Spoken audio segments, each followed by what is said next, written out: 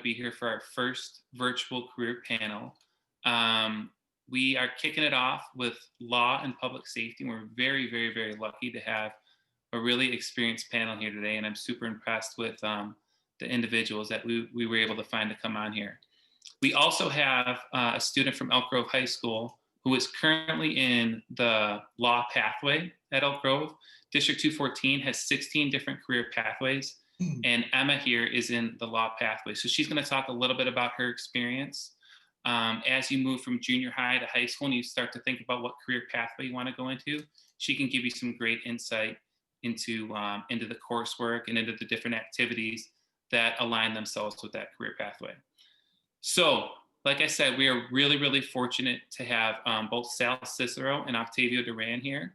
I'd like to thank Amanda Pavela as well. She's the counselor over at Grove Junior High for all her help in organizing this. We also have Samantha Blue, counselor over at Friendship, who's here as well. They were really the brains behind this whole operation. So once again, thanks to everybody for being here. And I am going to send it around the room here for everyone to introduce themselves. So I'm going to start off with Mr. Sal Cicero. Hi, how's everybody doing? Good evening. Thank you for coming and joining us today. My name is Salvador Cicero. You can call me Sal for short. I'm originally from Mexico City. I'm an attorney here in Chicago. I've been practicing for only 22 years. So I have a couple of things to share with you. And I'm looking forward to our conversation tonight. Thank you, Sal. And Mr. Duran? Hello, everybody. How's everybody doing? Thank you all for joining us. So the name's Octavio Duran, but a lot of my friends just call me Octavio. It's a little easier. So yeah, practice personal injury, live in Chicago, pretty much born and raised here. Little bit of secret, Amanda and I go way back to junior high. That's how I know Amanda. So excited to be here and excited to be answering some questions for everybody. All right, and like I mentioned, we have Emma Hodzik on here. Emma, you want to give us a little introduction and how you became a part of this? Sure. So hi, my name is Emma. I'm a junior at Elk Grove High School. So for 3 years now, I've been taking the law pathways in the high school, and it's been great so far. Awesome. Well, thanks for joining us, and thanks to everybody for being here. All right, so we're going to kick it off. You know, our audience here is junior high students and some of their parents.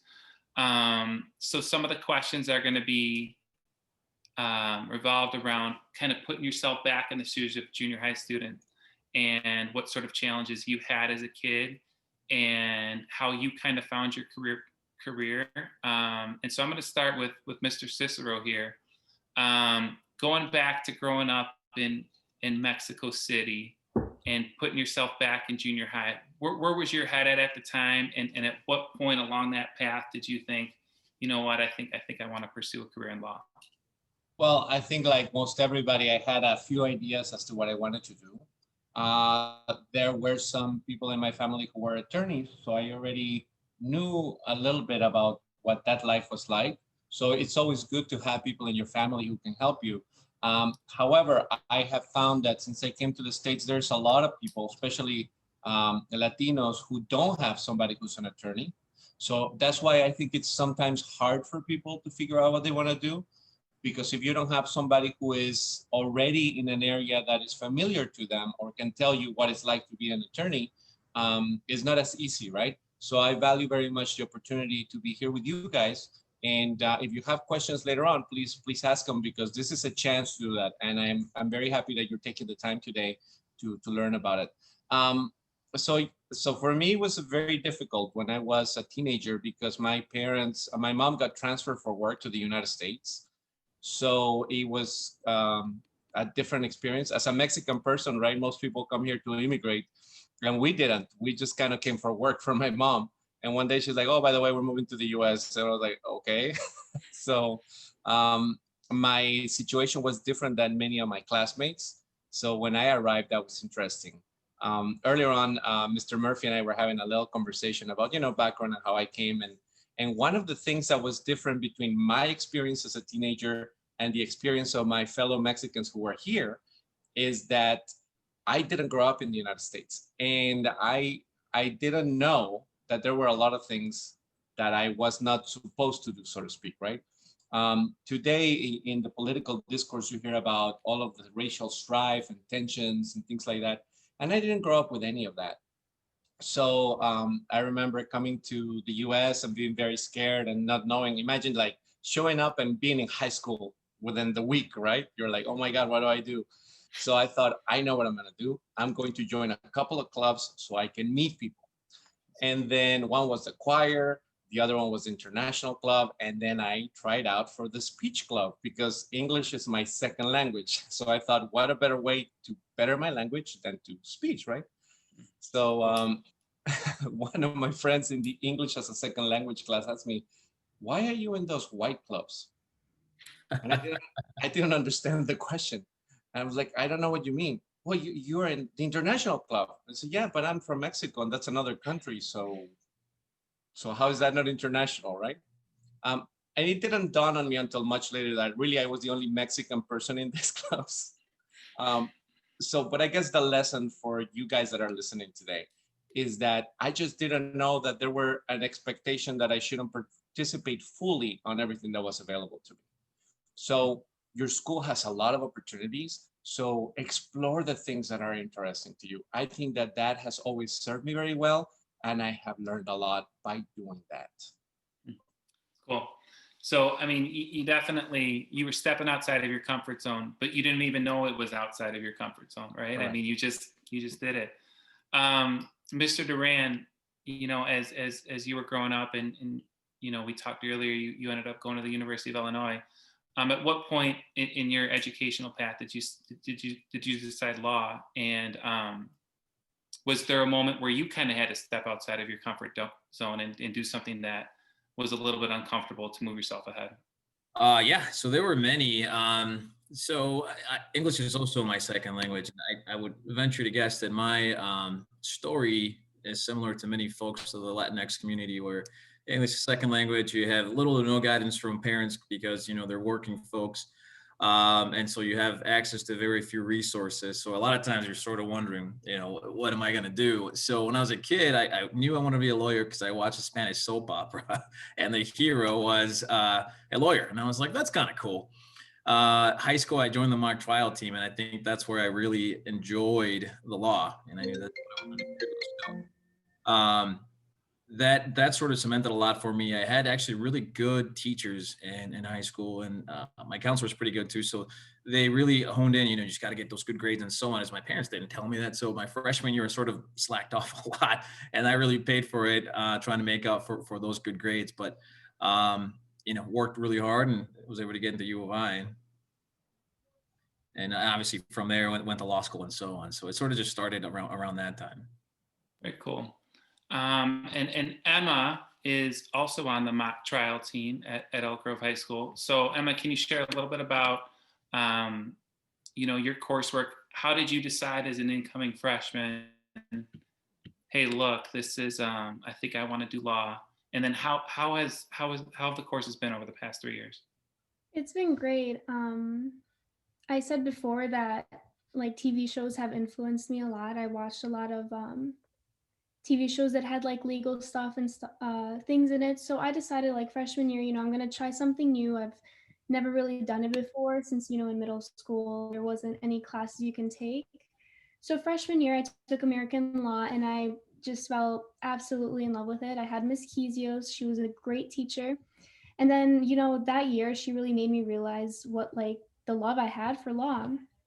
And so I just continued on to the next year, which I had, criminal and civil constitutional law. Mr. Sakin was outstanding. He just made me fall in love with it even more. And then my third year, I'm taking, this year, I'm taking advanced legal concepts, and I was part of the mock trial team first year, last year. Anyone can join it, freshmen through seniors. It's amazing. You practice with Miss Thompson, which is, she's actually like a lawyer. So it's great. It's amazing. Last year we had I believe a civil case. I think this year might be criminal. And then we actually get to go into the real like courtroom and then just compete, which is awesome. So when you say compete as part of the mock trial program, which is in conjunction with the legal pathway, what does that mean, compete? What exactly are you doing? And I'm just going to say one thing. Pretty much every single career pathway in District 214 has some sort of club or activity that is tied to that pathway. Mr. Cicero talked about being a part of the speech team. I mean, that can fall into a lot of different pathways. Mock trial is obviously a little bit more focused in on law, but can you tell us a little bit about what those competitions look like, and are they exciting? Is it like, Oh do my you get God. nervous? I was so nervous. Unfortunately, I didn't compete last year. I just wanted to see how it was. And this year, I'm definitely doing it. So basically, you get many practices. We stay after school. Miss Thompson, who's the coordinator, she'll teach us. She'll help us with everything. We get to go into the Rolling Meadows courtroom, and it's basically teams from like many different high schools in our area. It's not just District 214. You'll some from Chicago and some from like even farther places, which is awesome. And so we basically are put into like actual courtrooms with actual judges. And, if you're like the defense for that time, you do the defense side, or if you're the attorney or, vice versa. And you just basically compete to see how you did. But everyone in the end, it's not like, who did better, who did this and that. It's just for fun. It's Oh, awesome. that's cool. Thanks for sharing that. Mr. Duran, was there, growing up, a lot of the lessons I learned were from jobs I had that they weren't stepping stones to career, but they definitely taught you some skills. Were there any jobs you had, middle school or high school, or stuff that you did that you think back on, wow, I really learned this important skill doing this particular job? Yeah, I think there's a lot of them, but probably the bigger one, when I was at U of I, there was this program called Law Minority Access Program. So we were put in the law school at U of I, even though we're in college, to learn a little bit about the law for 1 month in a summer. And then the other one, we were placed in sort of the bigger law firms in the city in Chicago. So I was placed at this firm called Baker McKenzie, which at that point it was tremendous. I don't know, where it ranks now in size. So that was big because it teaches you many things, the culture of a big law firm. And I'd never been in one like that before. So that was, a pretty big learning curve. Teaches you how to research and basically to understand, or at least get an intro of a lot of the resources that you have as an attorney, all of the avenues and softwares and so on for research and so on, whenever anybody comes to you with a problem, and how you can try to fix it. So that was a really big stepping stone for me as far as understanding, what it's like to be an attorney. And so now you practice personal injury law.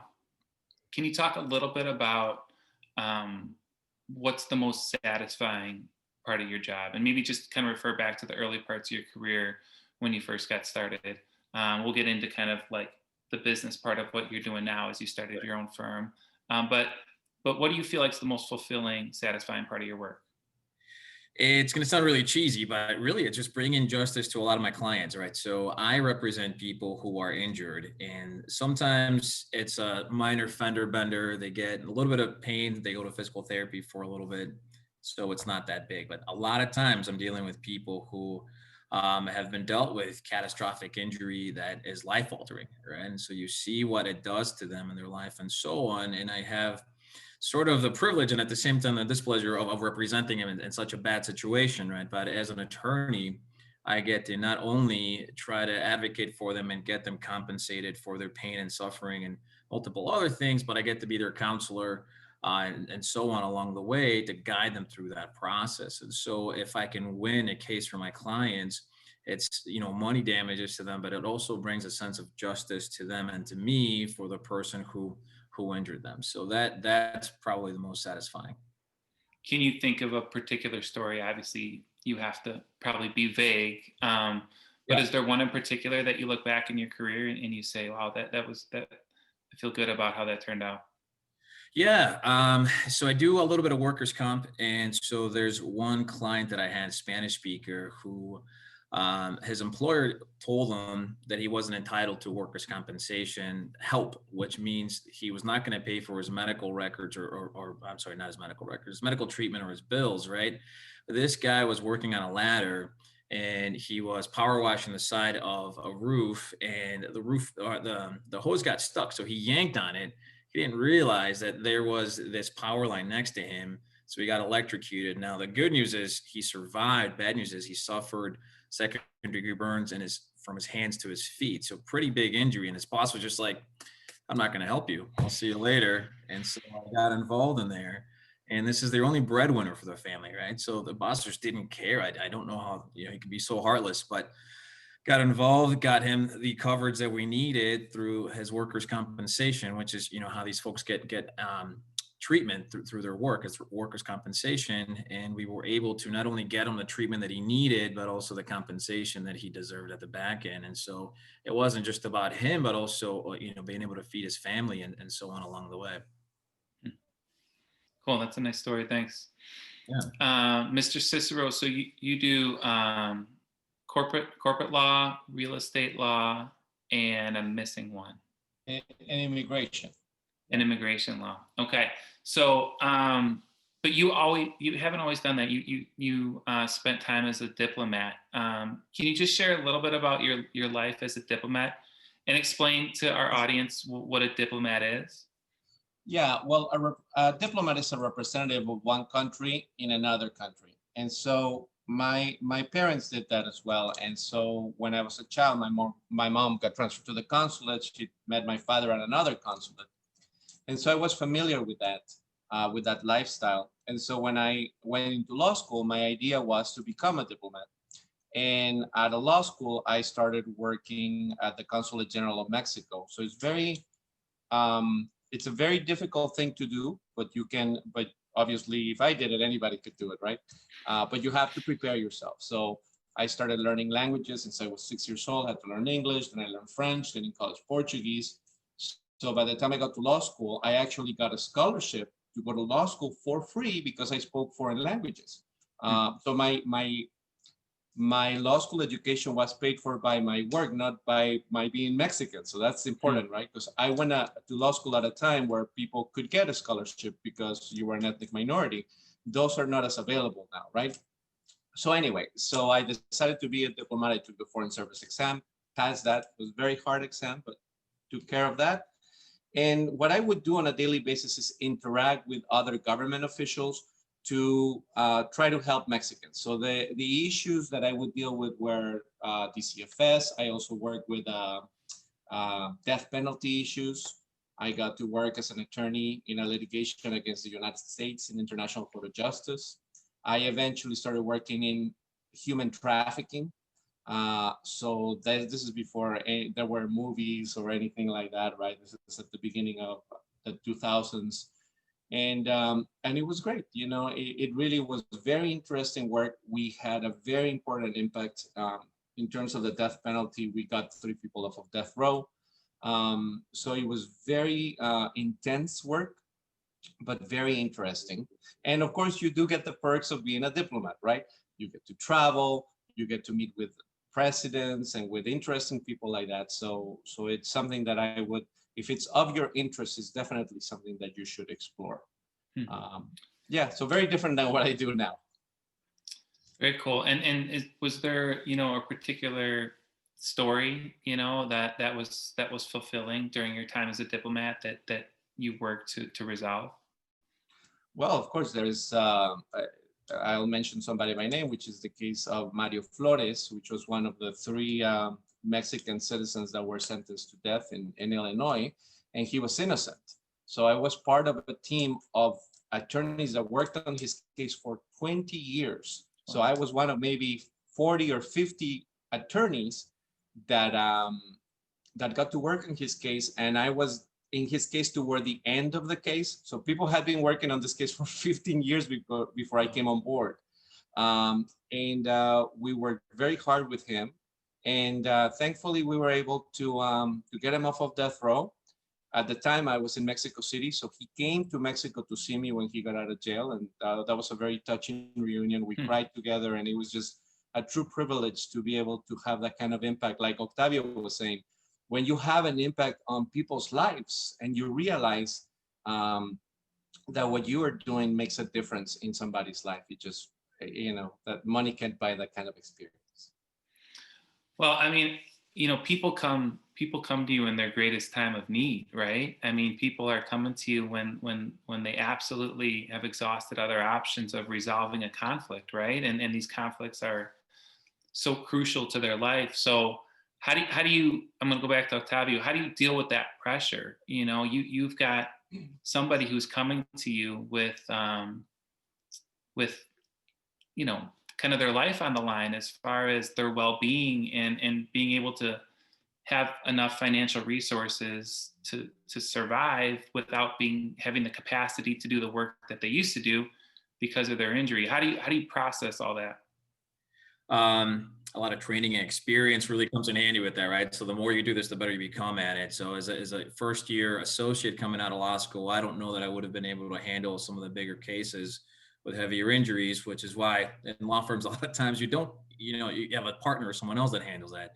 Nowadays that I've been doing this for 10 years, I do understand what methods, what strategies and resources to tap into to help these folks. So for instance, if I have a laborer who is injured and his work is refusing to pay his salary or her salary while they're unable to work because of injuries, then I know that there are certain things that we can do. We can submit motions to compel the employer to pay what they're entitled to, which is 2/3 of their salary.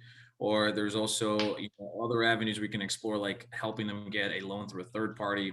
We discourage that because interest rates are tough, but at least they're able to make ends meet through the time that they're healing. So those are sort of the examples of what we can do early on. Cool. All right, so you got Emma here. Emma's a junior in high school, and she doesn't have to make this decision for a few years. But there are, as we're starting to talk here, there's a lot of different avenues that you can take in the law profession. There's a large variety of different types of law people can practice, and we have two different lawyers on here that practice different types of law. Mr. Cicero, how would you guide a future law student into picking which area of law?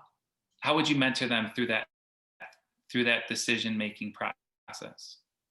Well, the advantage is you don't have to pick what kind of law you're going to do until after you get out of school, right? When you're in law school, like I said before, you'll have an opportunity to learn general things that you need as a basis, right? But if you think that starting your career in law school is going to wait till you get in college, you have another thing coming. So everybody who's here today is literally at the right time to think, if I want to do this, I have to do well in high school, and then I have to do well in college, and then I have to go on to law school. So Emma is definitely on the right path for that, because she at least has shown that interest. So getting into law school is very competitive, okay? It's very competitive, and so you really need to start thinking about it right when you go into college. And if you go to college, you have to be very serious about it. For example, I studied Latin American studies because I wanted to work in Latin America specifically.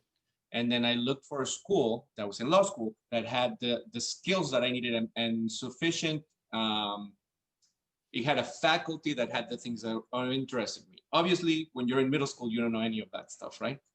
So the first step is deciding, I think that this is of my interest, and then looking into it. What do I need to know? Where should I go to college? It's never too early to start looking at what college you could go into, and that could lead you to something else. Now, let me mention one more thing. When you are in college, it's not just about doing well in school. I got to go to law school because a friend of mine invited me to go on a protest to something that was important to us. And I participated in that. And somebody got a call from one of the law schools and said, hey, do you know any kids who are active in your college that we should look at? And that's how I ended up at Ohio State. Of course, they recruit for everything, right? Including law school. So it's important. So you never know what opportunity or what decision you're going to make that is going to lead you to go to law school. So always seize the opportunity to learn something and do something positive. So you, Hey, Bob. so you participated in a protest. Yeah. Yeah. You want to stop, take a little pause for a question? Oh, I just have one question What? from one of the students for Mr. Cicero on what you said, and probably for Mr. Duran as well. And Emma might want to know this question as well. Christian, one of our students, said, would you be able to pay back student debt with a lawyer's salary? So I thought, great question. Absolutely and absolutely not. Both. It depends. It depends what you want to do with your life. But let me say this. Going to law school is an expensive proposition if you go to a private law school. But for example, Northern Illinois University today, you can go to law school there for $15,000 a year for law school. So there are affordable law schools out there. So that's number one. Number two is I always think you can never put a price on your dreams, right? If you're going to spend $300,000 on law school and you're investing in yourself, that is the same as buying a house. Now, if I can take a second to explain something. Let's say that you come out of law school and you get a job as a public defender, which is probably at the lower rate of pay of lawyers, right? You're going to start at $50,000 a year, right? Now, the average American family lives on about $50,000, and in Chicago, about $80,000, right?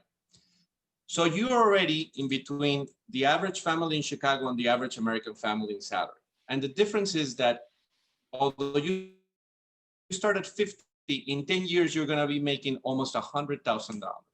So even as a public defender, I think you will be able to pay your education and make a living. But again, that's a mathematical decision. To me, the more important decision is this something that I want to devote my life? Because this is what you're going to do every day with your life.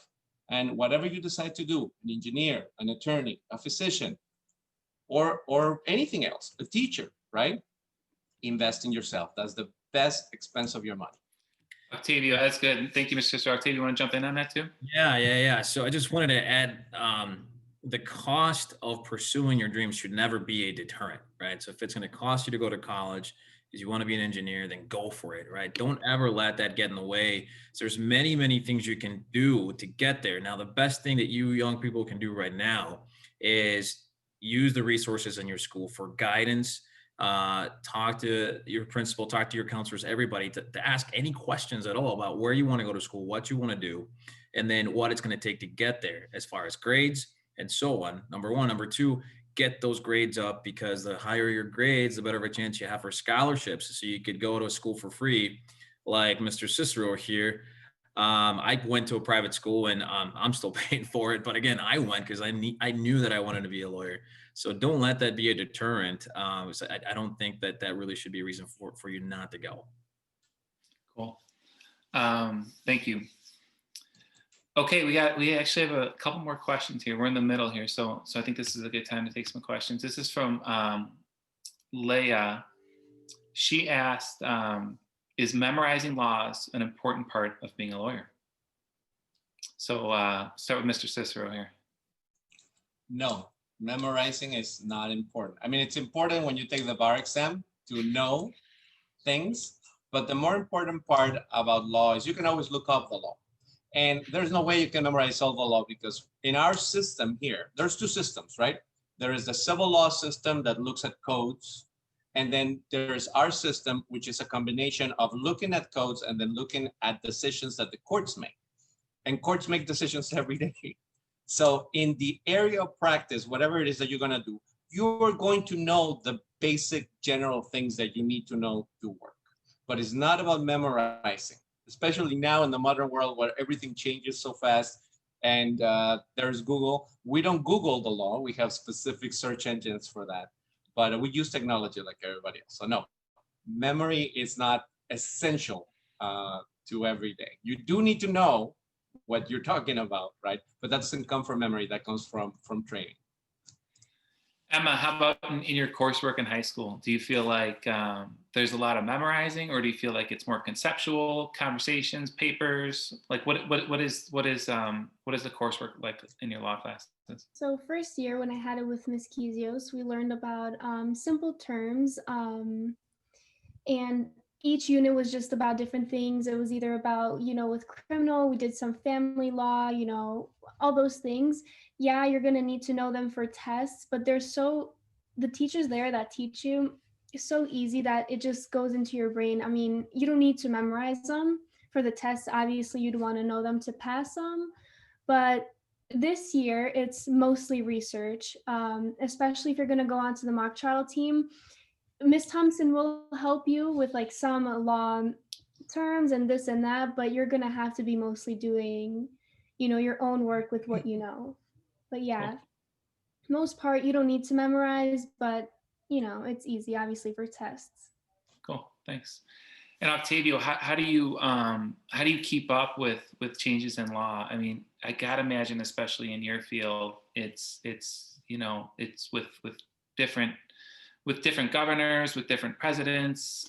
Those things are changing nonstop. How do you keep up with all that? Yeah, so we lawyers are actually required to take what are called continuing education courses, and so through that process, we continue to basically teach ourselves, sort of continuing going to school in a way, right? Of what's changing in the world, and any good attorney should be doing that because, as you said, the law is always changing. So if today it's illegal to hit a pedestrian in the middle of the street, tomorrow that might change. You might want to know that so that you're able to give better advice to your clients. So that's the way you do it. There's courses that are available, online and so on that you can take. So that's one way. The other way is just reading up on changes. There's groups that distribute that information as far as, okay, well, for the month of October, these are the changes that have been going on. That sort of thing. And what about networking? How do you network in your field? And are you part of any organizations in the past or current? Yeah, well, so in a non-COVID world, there's a lot of things that you can do, right? So I joined the Chicago Bar Association straight out of law school, and that helped me tremendously because it's probably the largest organization in the state of Illinois, and you have access to a lot of different judges, partners, and folks that I don't think you'd have an opportunity to meet, but for that. So emphasis as an advice to everybody also is, this term networking is going to be so vital to whatever you end up doing. And if you're all in junior high or elementary school, it probably doesn't, or even high school, probably doesn't resonate that much. But let me just give you an example of how this works, right? So I joined Hispanic Lawyers Association. I knew who Sal was going into it, so it was very helpful to have a friend and colleague there. But through there, I've met some quality folks who kind of took me under their wing as my mentors, like Federico Rodriguez, and he does the same things that I do. And so early on as a young guy, I leaned on him for advice on multiple things because he also runs his own firm. And so those are people that you can meet in your life that can have a tremendous impact. And you do it by networking. And earlier, just to finish this thought, earlier I said, one of the limitations that I had was having no guidance from parents who weren't lawyers, who weren't professionals. Well, that networking allows you to find those folks who are going to have that experience, who are going to guide you and tell you what to do. Right. I think that's a great point for students to understand. We talk so much about getting involved in school, and a lot of that is like a miniature form of networking, right? I mean, you're getting to know other students that you wouldn't normally get to know. You're learning about their experience. They're giving you some insight into how they're successful in school and all that. So I think, I think my takeaway for the junior high students is the importance of getting involved in middle school. And then as you go on to high school, taking advantage of all the opportunities like Emma is doing right now, and these two gentlemen, obviously have had in their life. And Mr. Cicero, speaking of the bar, my understanding is you were the president of the bar. Talk a little bit about how did you get that title, and what was that experience like? Well, being a president of a bar is a little bit different than other things because it's a true labor of love, right? Is you do it because you feel it's important for your community and for your the fellowship of lawyers, right? And of course, it's a great privilege to become the president because when you become president of this bar association, it's usually because people nominate you. You don't go say, hey, I want to be the president. Rather, is people come to you and say, we think you should be the president because you've demonstrated these leadership skills. And so in the Hispanic Bar Association, right, which is the largest Hispanic bar that we have, probably in the Midwest. And we had unfortunately a vacuum of leadership. So let me say this. So people understand the dynamics of being an attorney, right? Being an attorney is difficult enough. But if you are a minority attorney, all of the minorities, and by this I mean all the African Americans, Asian Americans, Latin Americans, right? All the Latinx community, all of us combined, we are not even 10% of the entire profession. So there's very few minorities here in Chicago because we're a large city and there's a lot of Latinos, a lot of African Americans. You think, there's a lot of, Black lawyers, Latino lawyers. But the reality is that nationally, we really are a very small part. And so our bar associations really play a key role in opening up spaces for the particular constituencies that we have. So we provide mentorship. So we have a mentorship program, for example, called JD Mentors, where attorneys mentor law students. And there's a lot of things that have, college students mentor high school students, and then the law students mentor college students, and so on and so forth. So it is, that's why I mean, it's a labor of love, right? You don't get paid for it either. So it costs you money to be the president. But it's something that you do because it's important. So, and of course, I encourage everybody, again, to be involved. And let me say one more thing. When I was in high school, I was approached about joining LULAC. I don't know if people know what LULAC is. It's a civil rights organization. So it's been around since 1929. It's like the NAACP for Latinos. And I participated in the leadership development course, right? And through that is how I learned how to be more involved in college and in law school. So there's a lot of opportunities even outside of school. So take advantage of the stuff that's there at your school, but there are organizations outside the school that can also guide you to get to where you need to be.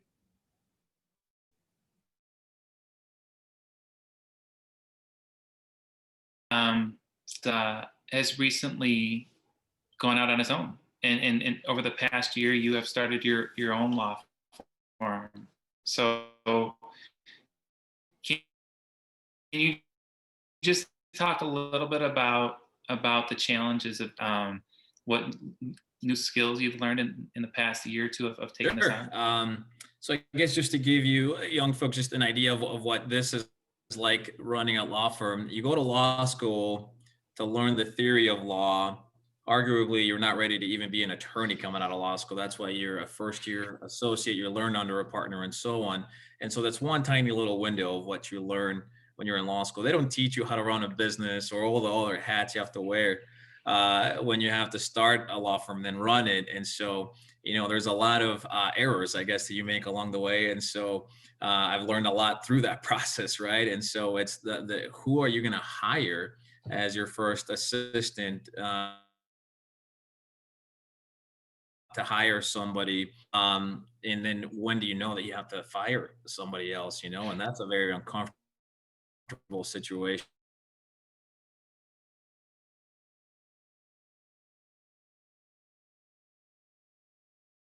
Okay,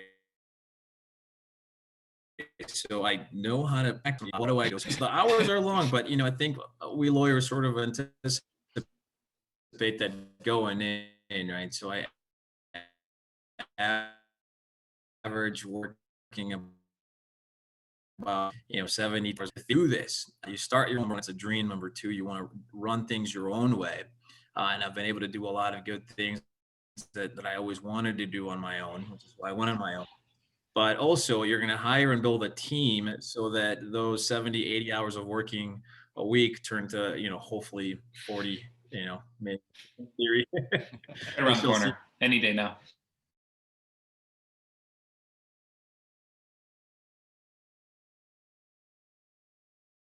Yeah, right. Yeah. So we talked about putting yourself out of your comfort zone, right? And I feel like that is one of the biggest deterrents for anybody to reach a certain level of success of which they're capable. They're just afraid of it. And so I've learned that I still am having to put myself in different or taking myself out of different comfort zones. And so one of the more consistent ones, which I think is of any entrepreneur, right? If you want to start a business and anything, is just you're always doubting yourself. like, okay, what am I doing? You know, one day I wake up and I'm like, okay, I got this. Let's go. And the next day I'm like, what was I thinking? And, you know, and as a younger attorney, you want to run and go back to working for somebody because that's a steady paycheck and all of that. But, you know, you got to just sort of fight through that. And it's a lot of mental games that you can play with yourself.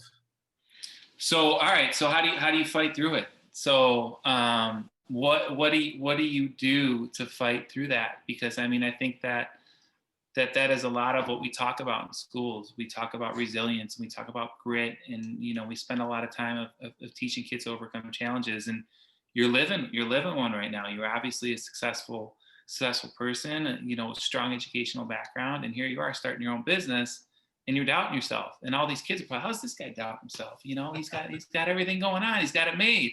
But here you are doubting yourself. So how are you fighting through that?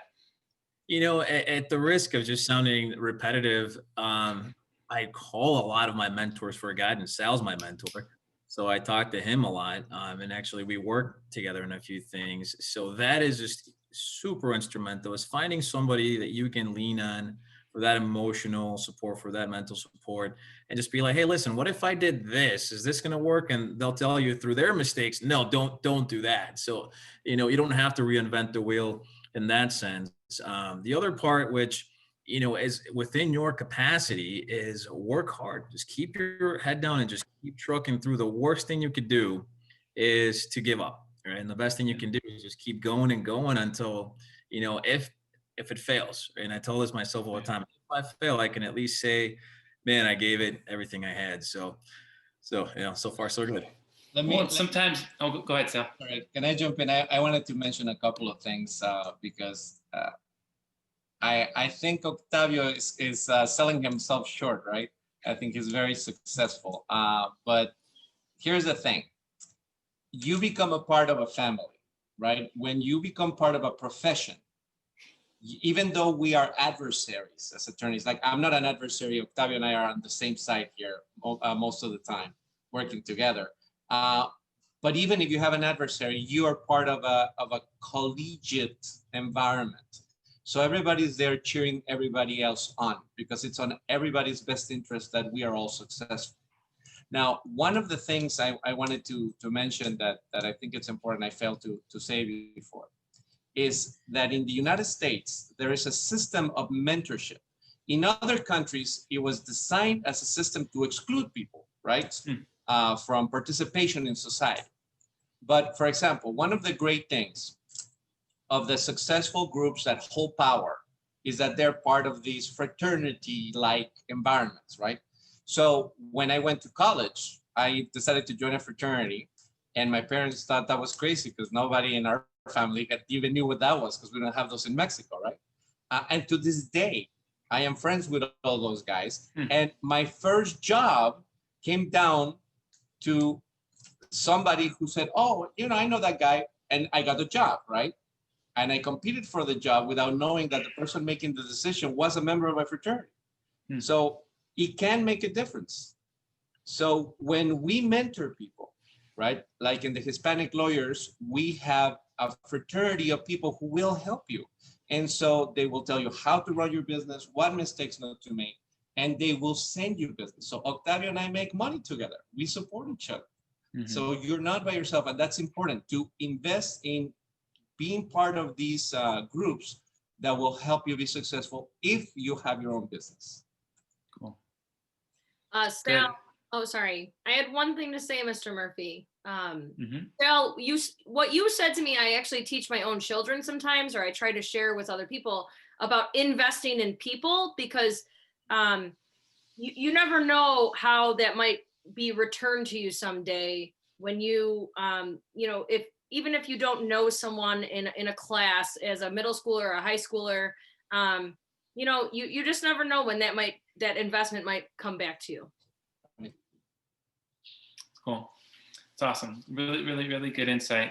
Thanks, guys. We're going to go to a couple questions. I just got, and the questions really get into some of the nitty gritty of like the educational process and how many years and all that stuff, which I think is great for our students to know. I'm going to ask one more question here, Mr. Duran. How does what about this profession brings about the best in you? And then the second part of the question is, what about the profession brings about, I'm not going to say the worst, but brings out maybe some of your weaker spots? Sure. Well, I think the weaker ones is just the slice of humility that the practice of law gives you, right? And so, what I mean by that is, I'm 10 years in, and I know quite a bit about the law, but because it's so complex, and as we said before, the law is always changing. You may think you know how to win a case, and you go to trial and you lose, and that's awful. What I do is I don't charge for what I do, right? So if I don't win a trial, then I absorb a lot of financial costs. So, a lot of that is definitely a slice of humility that is tough. And so that's sort of the bad part of it, right? Or the things that you don't enjoy. Nobody likes to lose, period, right? What drives me, I guess, is sort of that level of competitiveness that there is in the field of law. And so you want to not just be better because you want to be better for your clients, so you advocate for them better, but there's sort of a rivalry too against your opponents, right? And so you want to outsmart them, you want to beat them. And the best way to do it, obviously, is within, the rules that we have for attorneys. And you find yourself becoming more polished. And bringing back to what I was saying earlier, if you push yourself out of your comfort zone, be surprised as to who you can be once you get there. You might not even recognize yourself sometimes. You might not even realize, hey, you know what? I was terrified of public speaking, but here I am speaking to this jury, which is composed of 12 random members of your community, about your case and why they should be compensating your client for their injuries. Awesome. Very cool. All right, so we got some really good questions. We got Christian here. We got 10 more minutes, so we'll see how we wrap this up. Christian asks, how many types of law can you practice at a single time? I'm gonna send that over to Mr. Cicero because he's rocking 3 right now. He's got 3 going right now. Yeah. And you planning on adding any additional ones?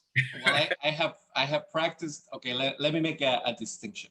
There is a difference between what you practice yourself and what you do in your firm, because our firm really is concentrated on representing international clients, right? So I have, because I was in the consulate, I have relationships with many consulates. So we work with the Romanian consulate, right? I don't speak, well, I'm learning Romanian, but I work with a lot of Romanian people that they send me, and they have a wide array of needs.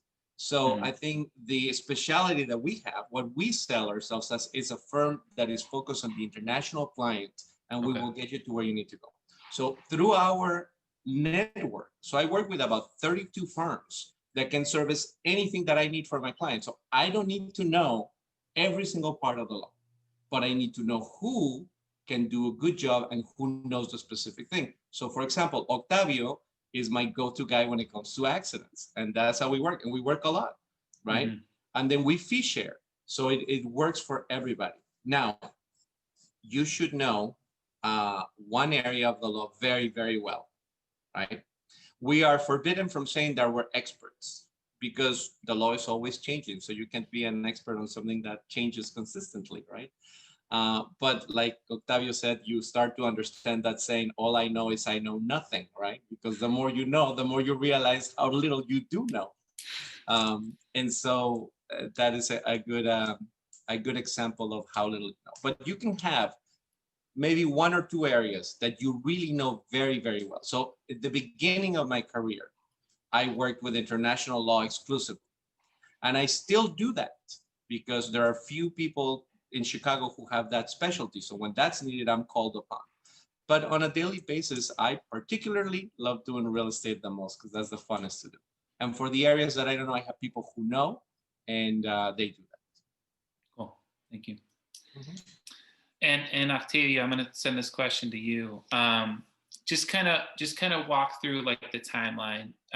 You did 4 years of undergrad at Illinois, and then a typical undergrad college degree takes 4 years. And then talk us through your next steps there. Sure. Well, I guess I'll stay at the 4 years just for a little bit. So when I was at Hinsdale South, my counselor said, listen, if you want to be an attorney, you should go into liberal arts, the College of Liberal Arts at University of Illinois. So colleges have different sub-colleges or groupings, if you will.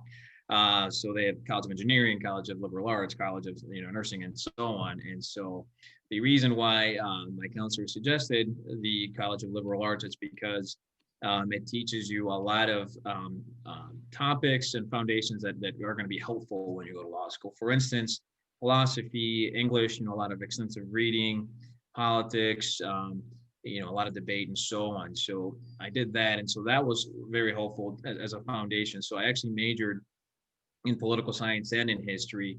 And most folks who major in somewhat of that category end up going to law school. There's others that are in engineering that go into law school, and they usually do it because they want to be patent attorneys, meaning that they know a lot about how to make the next Tesla, for instance, and so they want to go into the litigation part of it, which is somebody has a patent for a new Tesla. How do you defend it? How do you sue it? How do you destroy it? And so on. So from the legal aspect, at least. So that's basically college. I think there's a big misconception that you go into law school and you're going to follow this trajectory of, okay, I want to do criminal defense, so therefore I'm going to take all the classes that are going to launch me into becoming a criminal defense attorney, and that's not really how it goes. So it's 3 years of law school.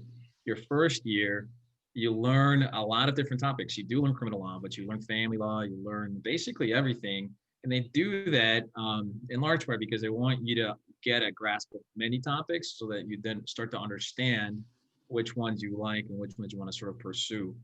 And what we encourage a lot of folks to do then once they're in law school is to get internships or go to meetings, go to events and talk to people who are in a field that they particularly like, so that they start to see, okay, well, maybe I don't like dealing with divorces because they're a little too emotional. So maybe family law is not my thing. Maybe I don't like criminal defense because there's, this person accused of murder, and that's a little graphic for me. So, you start to really figure it out at that point. So let me jump in here. So yeah, you do your 4 years, then law school is 3 years. You can do joint degrees. So some law schools offer master's and law degrees at the same time. So that's usually done in 4 years. Then you take the bar exam. Then you can do what's called an LLM, which is a Master of Laws, which is a 1-year degree. You really don't do that unless you're going to teach or you have a government job where you get points for that. And then there's a separate degree called an SJD, which is a purely academic degree that only professors get, it's kind of like a PhD, even though you're already a doctor of law. So from now on, we'll call him Dr. Octavio. But those are not required degrees. But Octavio said something that's very important. I think people focus too much on, it's going to take me 7 years. That's the average, right? People finish college and then they work for a year or two, then they go to law school, right? And then when you get out of law school, you're going to have to go to school until you decide not to practice anymore. That's why it's called the practice of law, because it evolves. Very cool.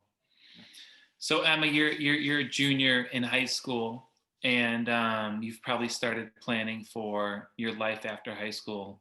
Talk us through where you're at. Currently, I know I want to take either Loyola Law or DePaul Law. I don't know exactly what. I'm just stuck currently on what I can do or what I can take in my regular college years for it to help me later on in law. That's where I'm stuck right now, but I know that I'm just going to continue on with the, I guess, straight 7 years of school just to finish off everything. But yeah. Cool. And it sounds like, from what Mr. Duran was saying, and I just remember from my college experience, a lot of political science majors, what are other typical 4-year degrees that end up catapulting them to law school? Again, I think generally it's liberal arts, right? So history, philosophy, you tend to see that more often than not, again, because it's very reading and debate intensive. Sure. Having said that, though, there's no degree that automatically qualifies you or disqualifies you. So if you majored in nursing and thought, you know, I don't want to do nursing, I want to go to law school, you can still apply to law school. So it really ultimately doesn't matter what you end up majoring in college if you want to go to law school. What you should know though is that there is a misconception about what attorneys really do. And we don't really, although we talk a lot and we love to talk, what we really do a lot is read and write. And what you really need to know how to do very well to be successful in law school and as an attorney is be able to write very well. So that is the skill that is an essential skill. Yeah, absolutely. And that's something they can start working on today, and that they should be working on today, right? I mean, these are the skills that all of our teachers are working on with their students. And it's tough for them to make that connection to their career, but here it is. You know, we walk through every angle of these gentlemen's lives, and it's clear that those reading and writing skills, they're continuing to practice it, like they say. You know, they're continuing to try to perfect those, and I agree. continue to improve upon those. If I could just elaborate on that. Yeah. So I would venture to guess that everybody watching this presentation right now has some sort of idea or a dream or goal of what they want to do with their career, right? And so they're thinking, okay, I'd like to get there, but it's going to take all this work. And you're telling me I have to do my homework, I listen to my teachers and my principal. Yeah, that's what it takes, right? So what is it in you to get there? That's something that you'll have to figure out. But also, why do you want to do it? Because you can, because you have the opportunity in front of you. I can't tell you how many people I went to high school with that dropped out that are so miserable now because they're living paycheck to paycheck. And they so wish that they could get a second chance to go back and do it all over again, where instead all they did was just goof off, right? And so you don't want to be those people because it's a miserable life that you never get out of. You want to have a good profession for yourself, for your family, for your future, and so on. Yeah, Thank you. I'm sorry, my daughter told me the other day, well, you know, I know a couple of millionaires that didn't finish school. And I said, you know what they did though? They did what they were passionate about. And it's not like they just sat at home and did nothing, right? They worked very hard for what they love. We of course always encourage you to go to school. So just wanted to throw that out your way. Awesome. All right, we got one last question here from Annabella. And she wants to know, I think it was actually Annabella's son, because I see them hitting each other up on the camera there. But her screen says Annabella, so that's how it came in. What is your favorite part about working as a lawyer? I think my favorite part is helping people. And you know what? I had a lady come in to see me the other day, and she tracked me down through so many different things, and she gave me a card I gave her in 1998. She said, you probably don't remember me, and you probably don't remember my son, but you helped me with him, and I brought you a new client, and I had to track you down. And she was right. I don't even remember how I helped that family, but she does. And when you do things for the right reasons, there is no better payback. Awesome. Mr. Duran, favorite part? Yeah, I mean, it's the same thing, helping people. But to elaborate on that, you know, as a lawyer, we get to wear multiple hats with our clients as well, right? So we're their advocate, meaning we fight for you, right? So we're that kid in the playground who's going to go fight the bully for you. Or your counselor. We're also going to, you know, hold your hand and be there for you in a great time of need. That's why you're reaching out to us, because you need help. And we're there, you know, ultimately when everything is all settled and hopefully everybody wins, to be your friend afterwards, you know, and then we stay in touch and you build these great lasting relationships. Awesome. And Emma, what is your favorite part of being a high school law student, and what excites you the most? Currently it's the mock trial that's excites me the most. But I think in general is just learning different types of laws and what you can do or how it applies in real life, you know. And I think what excites me about like the future is that like one day I may be like Mr. Cicero or Octavio one day and like have my own law firm, and you know, that's what excites me really. Cool. Well, thank you.